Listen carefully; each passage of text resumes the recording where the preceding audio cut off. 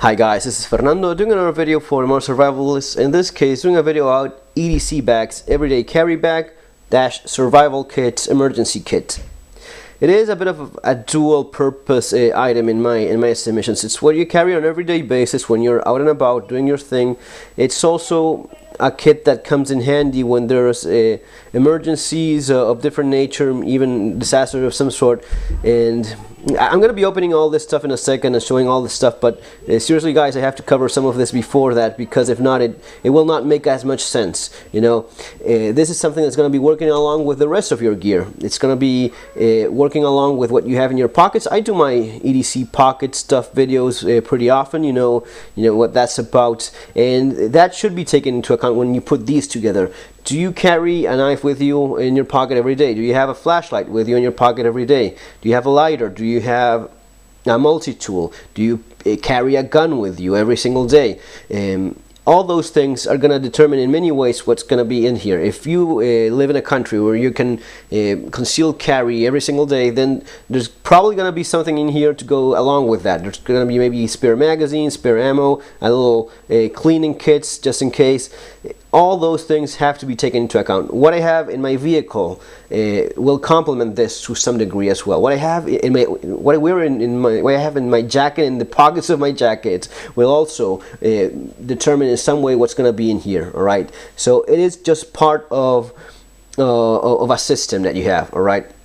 And if you haven't seen my video about circles of preparedness, you probably should be looking at it very quickly. In that video I explained that I see preparedness in many ways as different circles, one inside the other. You know, the first circle, the smallest one, the core would be your mindset that you have. The bigger, expanding the little circle a little bit, you encompass your body as well. So it's your physical condition, what you're capable of physically doing, your skills and such. If you make that circle a little bit bigger, it starts including what you're wearing, the clothes that you have, your shoes. What kind of shoes do you wear? We did videos on that, on shoes before as well.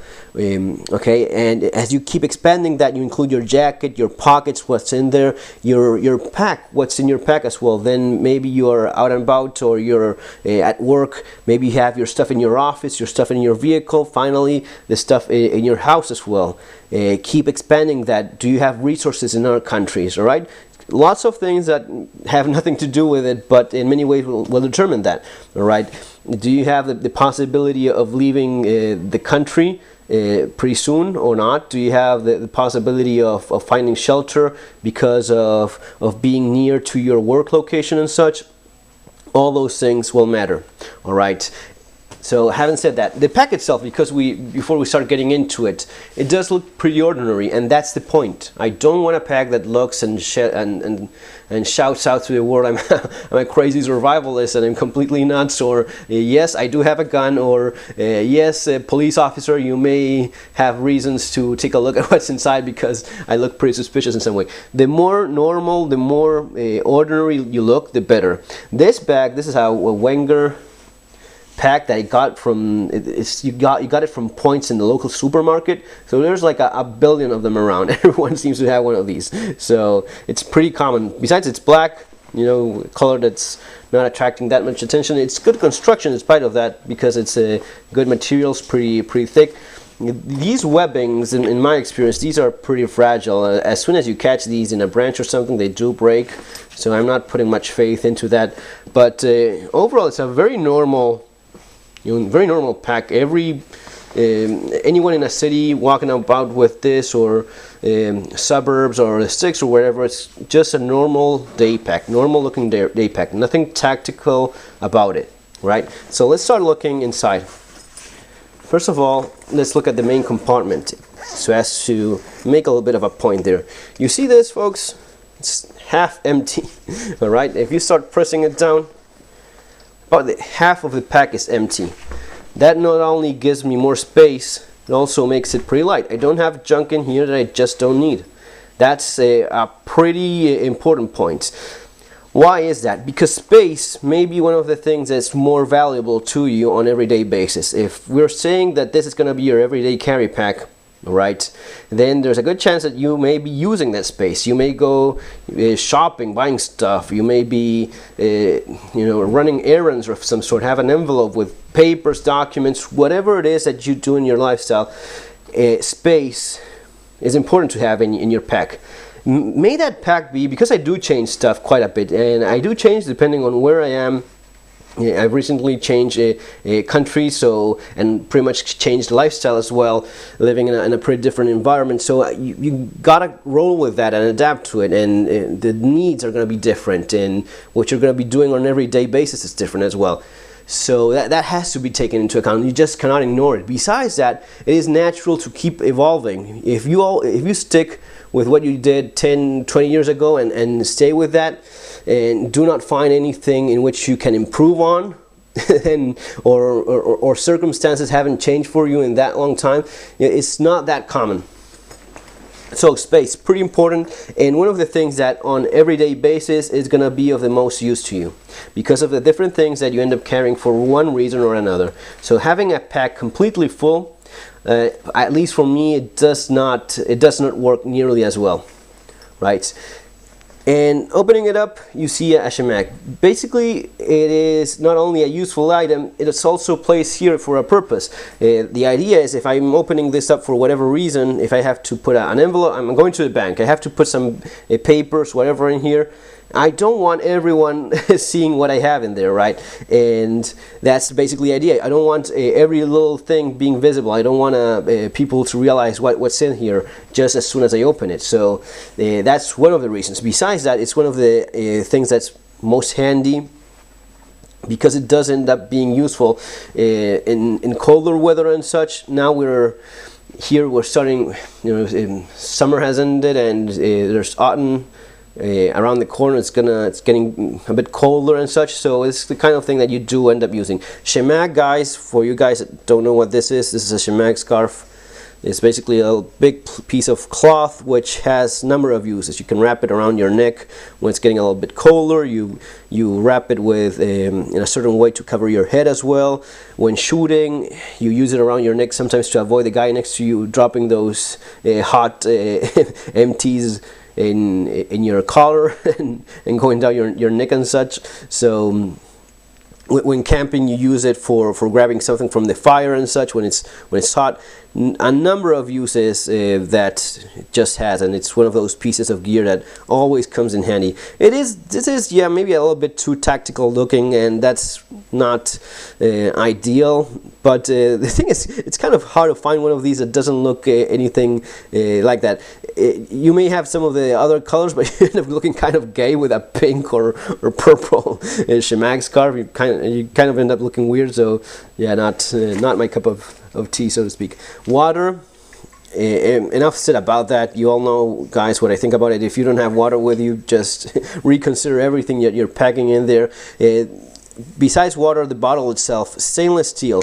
The SEK bottles are great, but it's aluminum and it has a liner on the inside. This being stainless steel, it can go directly into the fire, right? And if needed, you can use it for boiling water, you can use it for cooking, and with a longer spoon or stick, you can just grub in there and such. So pretty handy and pretty important as well. A survival kit on its own right in a waterproof bag.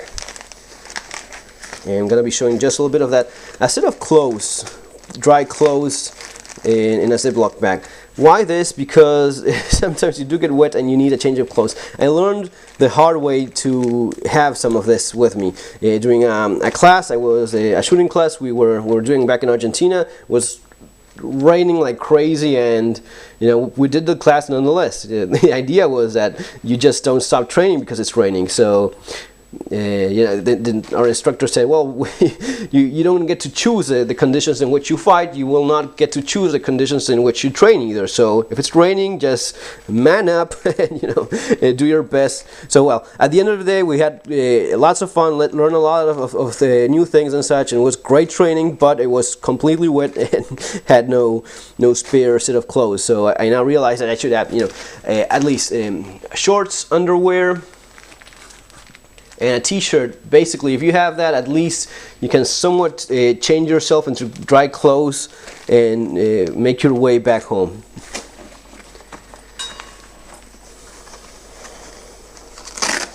A little bit more hidden in this compartment. This is mostly intended for laptops, I believe, and that sort of thing. You know, it is not that essential for me to have a laptop in there. As you saw, I have the space, so I can put a netbook in there without any problems whatsoever, and there's enough space for that. A big plastic sheath, 3 meters by 4 meters, big enough so as to use it in combination with some of these earth stuffs for improvised shelter. Rain poncho. Remember the video that I did mentioning shelter, improvised shelter, where I talked about these little different ponchos. This is the bag that I had with me when that happened. When it started raining, I started pulling all those rain ponchos from it. Well, this was it. Now I have it a little bit more organized. After that, I learned to have it a little bit better organized. All that in there. Another emergency blanket, and then a little Ziploc bag with some food. In terms of food, I don't, you know, I think it's important to have it. I think it's much more important to have water. If you are going to have to decide between one of these because of the kind of kit you're putting together that's more limited in terms of space, you know, have a bottle of water and maybe just one energy bar or whatever. But water is definitely more important. You can walk for a day without having any food, but water is something that your body is going to be demanding pretty fast, pretty soon. By no means, and you know, 100% sure, water is definitely more important than food. If you have to walk back home, find your way to a different location. In terms of food, this is pretty straightforward, common sense stuff. A little bit of trail mix, a couple little bags of trail mix stuff, and dried fruits and resins and so. Electrolyte energy drink, so as to use along with the water. Chocolate pure sugar and a morale boost, and something that the kids will eat if they're feeling hungry. Again, one of the considerations, you're not on your own. At least I'm not on my own. If I were on my own, probably there would be different things. I wouldn't have 4 different ponchos in the kits, right? But since I'm married, I have 2 kids. All these things have to be kept in mind. Protein bars, a couple protein bars. This is pretty neat. These are dextro energy candy. This is just candy with vitamin C, right? So far nothing, but the thing is, instead of having sugar, it has glucose. Let me check that up for you. And what that means is that the energy from is already transformed into glucose. Your body doesn't have the need to transfer sugar. You know, when you're doing physical activity and you need an energy boost, sugar it makes that work. Now it's even better if you have the glucose directly ready for your body. It makes it one step less for your body to do. But that's basically what it is, like hard candy, you know, just a little bit better than basic hard candy. 2 of these in that little bag, and that's basically it. I don't need a ton of food because that's more than enough for the purposes of this bag. Now that's it for the main compartment. On the outer compartment, especially in the first one, the one that is more easily accessible, this is where I keep some of the things that if something happens and I need to get to those fast, I know that it's in this first bag, in this first pocket. I don't have to dig through the entire stuff to get to these, alright? And that is basically this. If something happens where there's like an accident or something like that, where I'm living now, there's not nearly as much chance of someone getting shot or stabbed as in Argentina, but still there's the possibility of an injury of some sort, some car accident or something like that. And well, besides, you just never know. So I keep some Celox gauze and an emergency bandage, you know, the Israeli bandage that also works kind of like a tourniquet as well. So I keep those 2 here with a spare set of gloves in case you have to help someone else. And a little emergency kit, first aid kit with some of the basic stuff. You know, it's pretty well worn, has been used, restocked, used again, restocked, so lots of this stuff in there. But it is something I'm going to be doing a separate video on, because you know, it's too much stuff to cover for something, for a video like this. I don't want to make it so long that, you know, it's just losing. So that's pretty much for this main compartment. The main compartment, sorry, not the main compartment, the exterior pocket, the most exterior pocket is the most, the one that giving the emergency, you know, an accident or anyone needing first aid, that's the pocket I know I'm going to be finding this stuff. I don't have to go dig in and browse through everything. I know that's in there. Now, in terms of everyday stuff, I have in this intermediate pocket between the one that is the exterior one and the main compartment, I have this one in the middle that has all those things that you will be using on daily basis, like alcohol gel, hand sanitizer, you know, Kleenex, a roll of those, you know, those supermarket little bags. Bags are one of those things that are just handy to have. So I have a little roll of those little bags. What else? Little bag as well for if I need, for example, remember what I said about space being one of the most important things that you have from your everyday carry bag. Well, in case that's not enough, in case I'm having something bigger, I have one of these that opens up for more space, more storage space, more carrying space. You know, a carry bag for, you know, typical grocery stuff or shopping stuff that you may be needing. Yeah, the Papermate pen, you know, pretty self-explanatory. My friend, the foam board, nail board, whatever you want to call it, the thing that ladies use for polishing their nails, I use it for sharpening knives. So again, part of the system. If I have a knife with me, which I always have, I have something to touch up that edge. If I'm using it and I like keeping it razor sharp, I have this little thing that weighs nothing at all. You know, the pack itself full maybe was 3-4 pounds tops. It's really light, but this is just useful. It just keeps that razor sharp edge in your blade. Just touching it up a little bit with a little bit more patience, you can work something after using that knife for some time. What else? Yeah, the sheath of the holster sheath of the Leatherman Charge TTI. Again, part of the system. Very often, for one reason or another, I have my Leatherman with me. Now, the advantage of the Leatherman Wave Charge series, it has those independent bits that can be exchanged, those interchangeable bits. Now, if you don't have them with you, it's not very much of use. Have a little bit of Hamada paper in there for starting fires, which you guys know already. If you've been watching the videos, you know what that is for. A fire seal on the outside, and a little flashlight as well.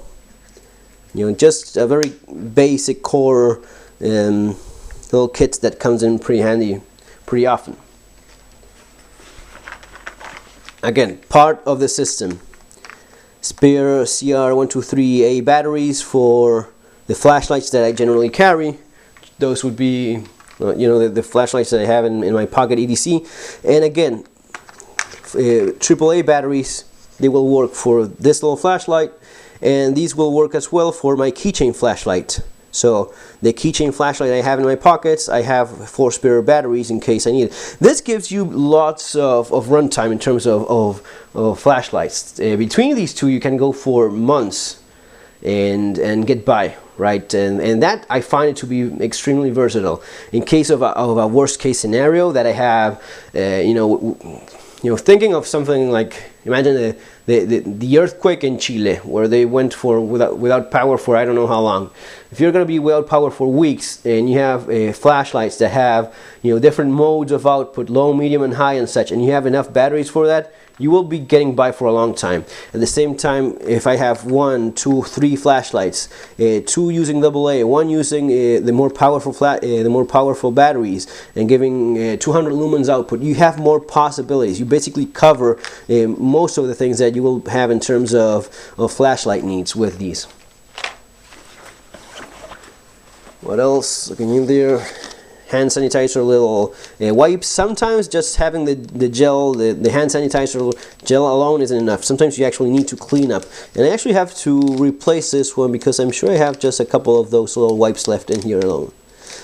Yeah, I use many of them already. I use 2 or 3 of them already and have very little left. Just a box of matches. You know, just strike anywhere matches and sword matches in there. And a little bit of just a couple coins apparently left in there. That's basically it, folks. That's the contents of this bag. Let's take a look in here in terms of the proper survival kit. As you see, this is all stuff that leaves quite a bit of space available. All right, and it's stuff that is handy on a normal everyday basis, like the hand sanitizer, water. It's usually my kids that ask for a sip of water, not me. The Shamag is something that when it's getting a little bit colder, and you know, instead of using a scarf, I use this. You know, and it does work. Now this is like the proper, more oriented survival type of bag. Here we'll have a little bit more, and you will also notice the redundancy of stuff. You know, not only just one poncho, having several because of the kids, because of the wife. Not just one emergency blanket, because if you have to improvise shelter, maybe for you alone 1 or 2 will do. But if it's for more than just than you may be needing other things. You know, a chemical light. These are pretty good. I actually tried these out, and they last for 12 hours or more. 2 of those. I think that these days chemical lights aren't nearly as important as they used to be, especially with LED lights. Now the thing is that they are reliable in terms of being something that's activated chemically, so you don't depend on batteries in terms of batteries getting old, or you know, mechanical problems and your flashlight not working and such. Now I do have plenty of flashlight. I have between my keychain stuff and what I have in the kits and such, I have you know, 4 or 5 different flashlights. Yet at the same time I find it that it's pretty handy. Thinking maybe of the problems in the road, maybe, you know, signaling your location in the road in one of these darker roads around here where there's no artificial light and you have to make yourself noticed.